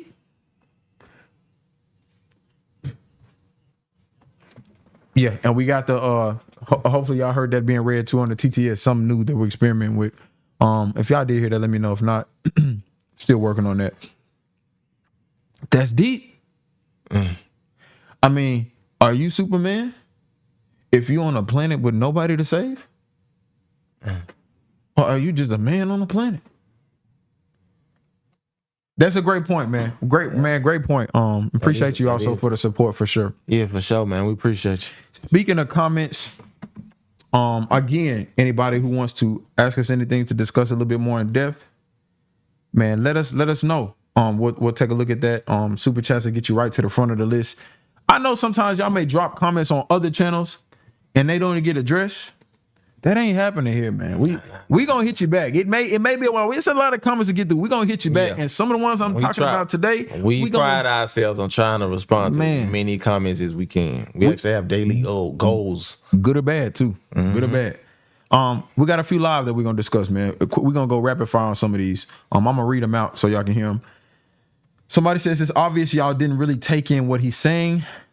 Y'all just y'all saying anything, open y'all ears. I don't have to know every inch of a detail of somebody's life to give my opinion or perspective on certain things. With that being said, though, I will always be cautious of that. Mm-hmm. You know what I'm saying? Nothing here on this channel is ever said out of hatred. I'm gonna tell y'all that right now, flat out. Ain't nothing ever here said out of malice, hatred, love, any of that. If I don't agree with something that's been done, it's that. I just don't agree. You know what I'm saying? I don't agree with it, and I think there's a different way to go. Your thoughts on that quickly? I feel like that comment doesn't really make sense. Yeah. What are you talking about? What are we talking about? You know what I'm saying? That's what I'm trying to figure out. Like what go back to it, brother. I'm taking in what he's saying. Like what part do you feel like we're not taking in? You know what I'm saying? I cause like I legit want to be able to respond to that question, but I can't because I don't know what you're talking about. Context always helps, man. And that be the thing. You know, y'all just saying anything, open your ears. Help us. If it's something that you caught, tell me. Folks talking about, man. And y'all didn't hear anything you said. The interview was 2 hours and 46 minutes. We heard I could have heard less and understood about the same amount if I'm gonna be a bean. Right. Man, people like that person was just saying, no, you just talking. Man, that's a fact. You just saying just typing, actually. Yeah. Man, next one, man. When he mentioned Tyler Perry and that he's not putting anyone else on, I feel like that was not a diss. Meaning he's putting on people who deserve it rather than just someone famous. Because he could put on famous actors and stuff, but he decides not to. So, y'all let me know y'all's thoughts on this particular comment. When he said Tyler Perry wasn't putting anybody on, I took it as... See, your eyes and ears are naturally open. That's by default. By default, my body can't even control that. Man. But on that point, when I first heard him say Tyler Perry wouldn't put nobody on, I did think it was a jab. Do you think it's possible that we didn't hear that the way he was putting that out? It's possible. It's possible because, like you said, his storytelling and the way he has a way with words, I can see how it can easily get misconstrued. Yeah. If I'm being honest, and I could be wrong, I took it as, yeah, Tyler Perry making all these. No, I don't even know. He said the people that could walk out there could go to the mall and wouldn't nobody recognize, wouldn't nobody stop them. He said that. So if I heard that wrong, let me know. But in my opinion, it's like, I mean, what more do you want Tyler Perry to do? Give you the keys to his car, bend over. I mean, he had a lot of people in there, and I feel like they've done a great job with it. And he even has done things like reach back and try to revitalize other people's careers. Yeah, that we haven't seen in a minute and stuff like that. That's a fact. And I mean, I'm not just a huge Tyler Perry fan. I could care less, but that means something to me. That's cool, bro. Yeah. You doing your thing, bro. And like you said, it was people that he's put in movies, in big time movies, bro. You in a Tyler Perry movie? Like, let's be for real now. At one point, that was taking over that was the hottest thing to watch at the time. Bro, come on, bro. We ain't gonna just give our opinion. This man has big time movies, bro, and he has had films with big time actors, and then he makes films with actors we may not even know of. We didn't even know we liked this person. He putting them on, you know what I'm saying? Putting them in different TV shows and stuff like that, bro. So I commend Tyler Perry for his acts and his philanthropy within the industry. Paul going on TP movies, y'all let me know. Next comment, somebody said they're taking this interview as a joke. Unless y'all watch something different than we did. He was speaking about some serious things, and then that brother was cutting up too. Oh, yes, sir. I mean, if any of y'all watched the interview and did not laugh one time, something's wrong with you. Honestly, unless you have a medical condition, which when you can't laugh or something like that, yeah, or unless you just hate the man, which it ain't none of that over here. There's none of that over here. We don't hate nobody. Yeah, that's all I'm gonna say to that, bro. Like, maybe we didn't watch the same interview. It's a comedian interview. Yeah. What was supposed to be serious? Like it was let me see, 60 minutes. That's a fact. And Shannon Sharp hit on that in one of his follow-up videos. No. If y'all want that type of interview, go over there and get that. That was different. Next comment is, I kind of understand Katt going ham on everyone. He's been attacked and badmouthed for years. And when you bring that perspective into play, I can see somebody trying to be quiet for so long and let y'all get a few licks in, but all right, stop. Mm-hmm. And then when they come back with that bat, don't try to holler now. No. Especially if y'all know y'all was getting some, right? When he was at positions in which he couldn't talk, right? The case may be. When he was dealing with the little getting arrested and the little fight with the little kid and stuff like that. Y'all was talking crazy. That's the energy that brother came with on this interview. He did. That's the energy he came with. He came with a whole lot of fed up. Man. This one right here was a comment that got me probably the most out of everything. And this is in regards to the Jonathan Majors comment. This person said he wasn't calling him ugly. He was basically saying when did the world like black people's features like that? Jonathan isn't ugly. Unless you was watching a different interview than me. You had to be watching something. You had to watch something different. The man flat out said, bro, he's ugly. And it's like, this ugly Negro, that's what he said, bro. They was going around telling anybody who would listen that this ugly Negro looked good. That's what he said. Man, bro, that's what he said. Did y'all hear something different than what we heard? And I think Jonathan Majors is doing a great job in some of his movies. Now, in regards to what happened to him with his court situation and things of that nature, I definitely have some opinions about that. We'll probably talk about in another video if y'all want to hear that. I'm not gonna go too much into that in this one, but that was crazy. That was an interesting statement. And on this channel, we not now what you wearing and what you got on and stuff like that. We gotta talk a little bit about that. But you just as a person is calling somebody ugly. Nah, I can't. We're not gonna be doing that. That kind of jacked up, man. Nah. He had to do it. That's what I'm talking about. He caught the stray, man. Man, he caught the stray, man. Unfortunately, but that goes back to that being funny thing, like you was talking about. Yep. His number one job is being funny, and I can't lie. It's funny. It was. It's one. Yeah, it was. It was one of them. What you talking about? I'm not supposed to be laughing at this. Yes, exactly. Yeah. Exactly. We got another one that said people say everything is hate. I swear. And I think maybe they're trying to insinuate. It could be for other people. It could be for us. Mm-hmm. I wasn't saying everything is hate. But when you name dropping like 30 folks, bro, I'm gonna just categorize like this. You feeling some type of way. Yeah, you definitely. One, I mean, at first, it could have just stayed on Ricky Smiley for a while. He was on Ricky Smiley for a while. Oh, man. But Lord have mercy, bro. I ain't gonna lie. I thought somehow, some weird way I was finna get brought up. Man. And Addison. I wouldn't have been surprised. I'd been like, dang, he got me too. I don't know what I did, but he got me too. Man. Oh, I know where he would have got you from. What? You remember that video we did? That I had when I had my hair down and flat iron. I remember how to delete that one. Yeah. We don't want no smoke. No, not at all. In regards to about the truth being told on the video, we got another comment that says, I think the only thing Katt lied about was having it in his contract for someone else to wear a dress. How does that work? That is a great point, and that is why me and Brandon has such a strong reaction to that, because it doesn't even sound real, if we be honest. Yeah, no, it don't, bro. I'm not saying it's not true. If that is true, that is wild. And simply because it's Hollywood and it's some weird stuff going on out there. And does that fit under the Katt's category that his first goal is to be funny? I sincerely hope it is. Yeah.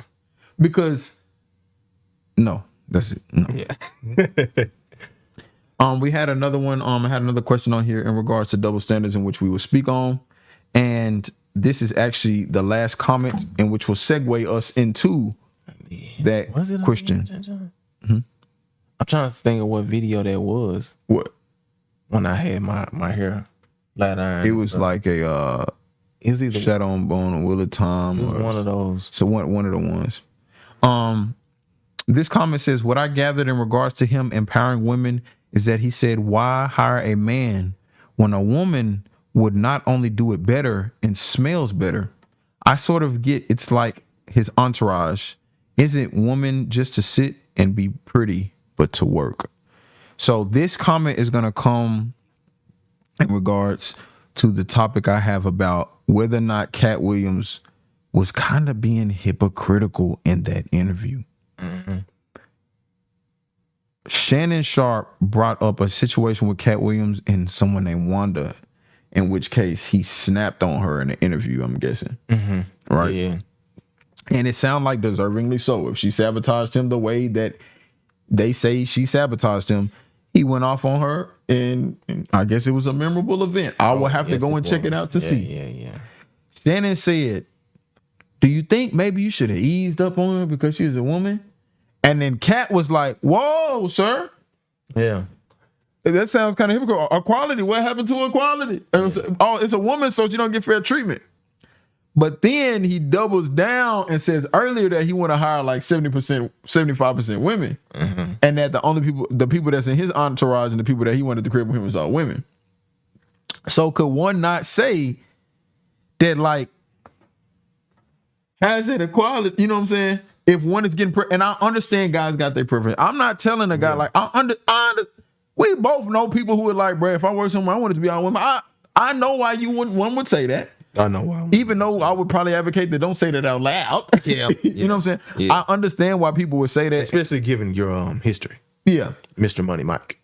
Yeah, exactly, with the character. So it could be one of those things like it's a funny joke, and I will accept anybody who says, like, he was just joking with Shannon at that point. If y'all say it's just a joke, I could it was lighthearted. I could agree with that or whatever the case may be. Your thoughts on that? My thoughts on it. I don't have really. I feel where I honestly understand where he's coming from, because just to be honest. So one, do you think he's being serious, or you think he was joking? I think he's being so serious. Okay, all right. I think he's being very serious. In terms of getting business handled, there aren't as many men that handle business like women. Women are naturally like super driven, especially as they grow up. Once they reach that woman stage and they are a real woman, because of the things that they in adversity and all that kind of stuff, and them knowing they have less of a likelihood to get certain situations, certain jobs. I'm telling you from experience, because I know my little sister. I have a little sister. Oh, yeah. And you know her. Yeah. They gonna get it, man. Driven woman, man. Exactly. They are extremely driven, and they gonna get the job done, and they ain't gonna stop working until it's done. Facts. Especially when they know it can further them and everything they got going on around them. It's just a natural kind of instinct for them to be that driven. So I complete from a business owner standpoint, because I am a business owner, and I only have one employee. And what is that? She's a woman. So I completely understand where he's coming from. Like you said, I don't know if I would say it. You know what I'm saying? Because they may come off a certain way. Yeah. But if I do say it, I would elaborate on that more on the business side, other than like how he did, saying they smell good. I'd rather smell a woman's breath. Yeah, see, because that ain't got nothing to do with business, though. Right. And that don't got nothing to do with business. That part and then how you live with 3 of them, that just kind of sounds. I get where you going, where you coming from, Katt, but giving your Katt said that like Katt said like that if it was a dude who walked in late. He said, man, just hurry him get in the office. If a girl walked in late, man, go back inside, come back in again.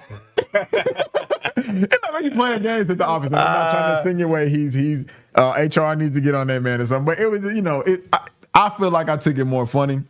But the other side of the hypocrite argument that I wanted to talk about is in regards to one of the first things he was mentioning during the course of the interview with Ricky Smiley, is that Ricky Smiley was going around saying he could have been Money Mike, or that he had the opportunity to be Money Mike. And Katt Williams did not like that. Katt Williams went down a list of saying, I wrote some of his lines, I built his character, so how dare you come up here and say that you could have been who I was and who I made, explode in the movie. Yeah, true.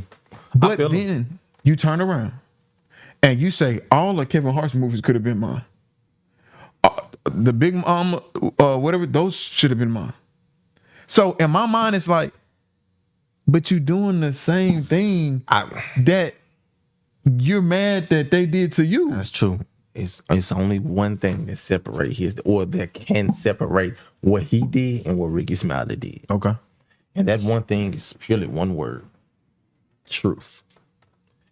If what Katt Williams is saying is true, it's not the same thing. Okay. I haven't seen a lot of response videos. I did see one on this topic.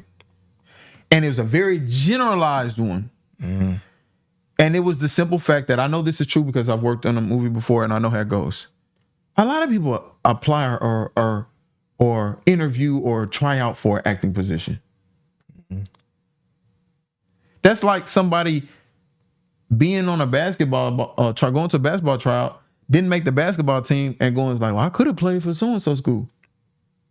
Yeah, you could have. You did get the opportunity to try out. You didn't make the team. Yeah. But in his instance, he did get to do another role. So I guess I would have to see how far down that hole he was trying to dive in. But I'm just saying at the source of it. I mean, the man said they had the script in front of him.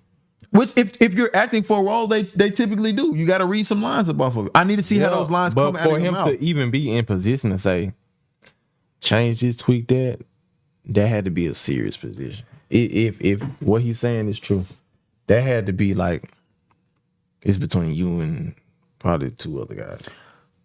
I think it's one of those things. Well, I think they said like 200 people applied for it. I think it's one of those things that, because maybe they're not that close, the way they speak about it may not care about how the other person feels.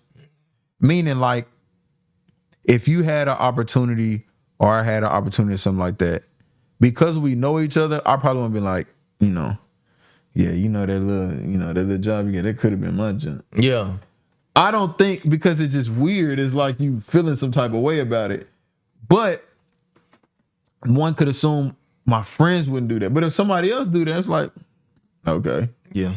You know what I'm saying? I'm fine. I mean, at the end of the day, what's written in history has been written. You know what I'm saying? What you gonna do? Well, according to Katt, we gotta stop letting losers rewrite history. That's a fact. That's a fact. But from Katt's perspective, with the Ricky Smiley situation and him talking about he could have had that role and all that kind of stuff, I completely understand why he completely just shut all that mess down and was passionate about it, because just me relating to that, like I'm an artist, y'all. I paint, all kinds of stuff.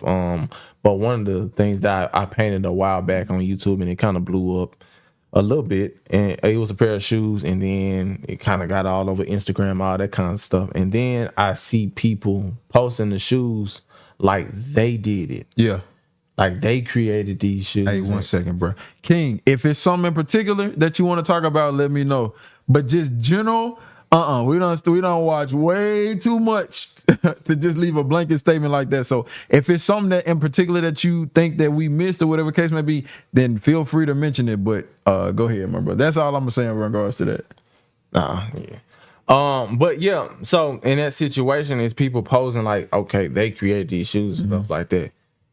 And that set me off because, bro, you didn't take your time.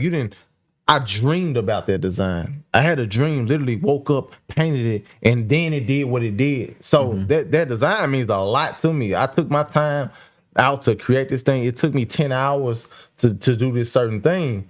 And for somebody to say, nah, I did that, or I could have did that. Yeah. Man, that boy. Tipping point. Man. So I completely understand why he took that approach and kind of talked a little greasy.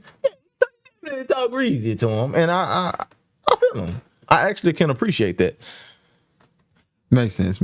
I was reading, I got stuck on reading a comment right there. So we got the last few that we'll discuss before we get up out of here, y'all. And again, if y'all got any questions for us, man, let us know. But a few other things in regards to the interview. There's so much to unpack that it's hard for us to hit every single thing just because so many people got tagged. We heard people, we heard him and other people critique Shannon Sharp's interview style on that video. And also Katt Williams himself say like, bro, why you let him say this? Yeah. He addressed this, and I'll say it like this too. If I'm having somebody come on an interview and say things that are not public knowledge, unless it's just super egregious, which I mean, to some people it may be. Some stuff was my response would be like, I'm gonna let them say what they say. Yeah. I don't have any reason to just believe you would just be out here intentionally lying to me. Right. It would only the only way it would work a little bit different is if we could have both sides in there, right. In which case maybe that may not be feasible for some people who got energy the way that they may have energy towards each other. So what's your thoughts on that critique against him? And I don't know, Katt tried to come in like, why you let him lie up there? And he's like, well, I'm thinking he's telling the truth. He's like, well, he ain't never said, ain't nobody said that before, so why would you let him say it? And it's like, I understand that you feel passionate about that. I don't know much about it, so I can't really speak. And then it goes back to what somebody said earlier, is like in the beginning of the live, Shannon Sharp isn't a comedy connoisseur. He knows certain things, but he's not like in the game. Like, you know, like somebody else said there was like a 9 out of 10. He wasn't that.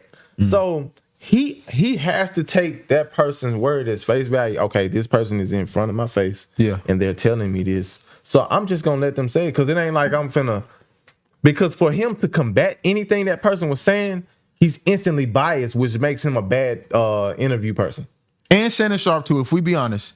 Shannon Sharp is a likable person. Yeah. I highly doubt he's going into any interview trying to get all the smoke. This ain't the All the Smoke podcast. Shout out to Matt Barnes and Steven Jackson. This ain't the All the Smoke, but it ain't even titled that way. I highly doubt he's a likable guy. I mean, most people who come on there, he's likable. So, and the fact of the matter is, everybody who say that, most people in this world don't want conflict. That's true. So y'all in the comments talking about he should have asked this, he should have asked this. Yeah. But I highly doubt if a lot of y'all were in the same situation, except Katt Williams and a few others, y'all would probably just sit there and listen too. True. And then another thing you have to understand, this is a production. So there are there's time frames, time limits on certain questions that you got to stay on. So if this person go on a whole 5-minute rant, you can't just be like, okay, let me ask some more on that when I got 30 other questions. Kind of like Katt Williams. He barely got into his cue cards until 40 minutes into the video. So you know what I'm saying? You have to factor that in too. Yeah. So we can't be as hard on Shannon for, you know, not saying certain things or asking certain follow-up questions and stuff like that, because he has a clock in his head. You know what I'm saying? And then like like we're saying, he's not. This man really just started doing interviews, like, what, 2 years ago? Yeah. He's not no vet in this. It ain't like he playing football. Well, he didn't start doing interview 2 years ago, which is a misconception. He was doing a lot of interviews under his job for other people prior to that. Yeah. Under Club Shay Shay and his other brand. Okay, I feel what you're saying. He actually speaks about this a little bit. So he's not a rookie when it comes to interviewing people. Not at all. But how he wants to navigate his platform is his platform. I mean, Katt Williams said from the jump, like, I'm coming on here because it's a free place to speak on the platform. That's why people want to come here and whatever case may be. Now, is anybody perfect? No. Are there things that he probably could have did better? Yes. Probably so. Always. But none of that took away from the entertainment factor of that interview. Oh my goodness, no. If y'all didn't like it that much, man, y'all tuned into 2 hours and 40-some minutes of some y'all did not like. Man, that man just let that man go. As most He people asked the question. The question was the winding up.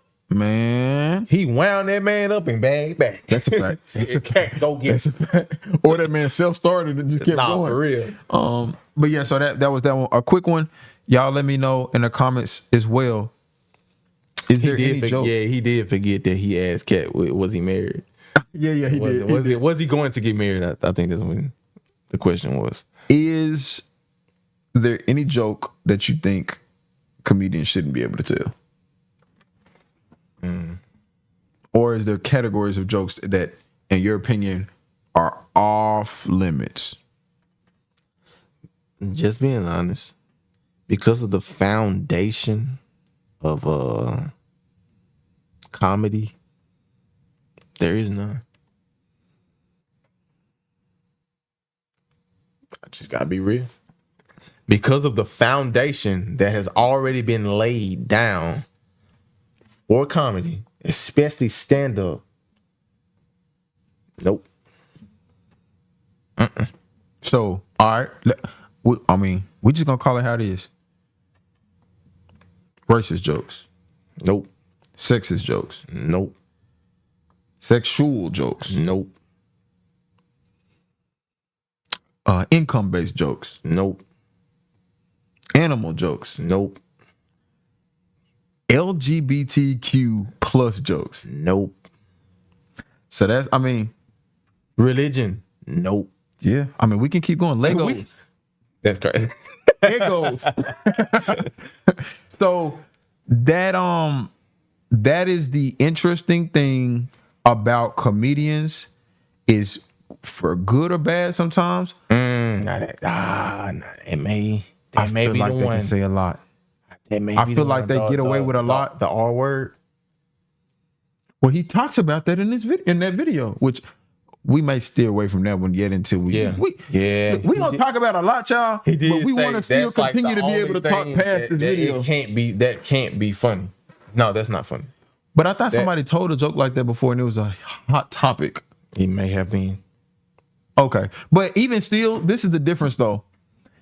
I feel like nowadays people can get canceled for their back catalog, which is kind of crazy. Yeah, they can get canceled for their back catalog. People get canceled over tweets they made when they were 7 years old. That's a fact. That is a fact. So yeah. But in conclusion, y'all, man, we talked about so much. We almost doggone. We couldn't top them. They went 2 hours 46 minutes. We ain't gonna top that. But we went pretty long today. In conclusion, one of the things I want to speak about is just the fact that I'm looking at this interview and I'm thinking, what is this for? Like, there has to be something, right? A book, a show, a movie, an event. Even if there was some behind the door, back door deal with all the artists, like, hey, I'm gonna talk crazy about all y'all. We all finna come up off some money because we just gonna get back trending. So a relevancy thing. I don't know what it is. A lot of people claiming he ain't. No, he just did it. Yeah, I understand, but the way this was conducted, it actually gave me comedy special vibes, like a different type. Yeah. Like how you would watch one of his different. It gave me that type of energy because it's a podcast that is being it was funny, it was deep, it was concerning, it hit every emotion that I feel like a lot of podcasts, a lot of stand-ups hit. True, bro. So that was my closing thoughts on that. Last but not least, man, I just want y'all to let me know in the comments what was the best response video that you all think that you all saw that came from, you know, this interview. Y'all let us know in the comments, man. Let us know who had the best response video to this. I'm definitely wanting to tap into that. We may even potentially do another series where we revisit that. Or we may just leave it how it is because we spent a lot of time on this topic. Yeah. Appreciate y'all so much. Again, it's your boy Addison and Brandon. Before we get up out of here, I do want to give a special shout out to the Patreon family. Man, they help support this channel. And also get access to early content, get to vote on some things that we watch and do next, things of that nature. So big shout out to the Patreon family for all of the support, man. Y'all have a good night, man. And y'all have a good laugh. Enjoy yourself. Yeah, man. And, man, be safe out here, man. Keep on loving, man. Don't keep loving. All that hate, man, is unnecessary, man. Keep loving everybody. You know what I'm saying? Even when they don't love you. That's a fact. That's a fact. Y'all be good, man. Catch y'all on the next one.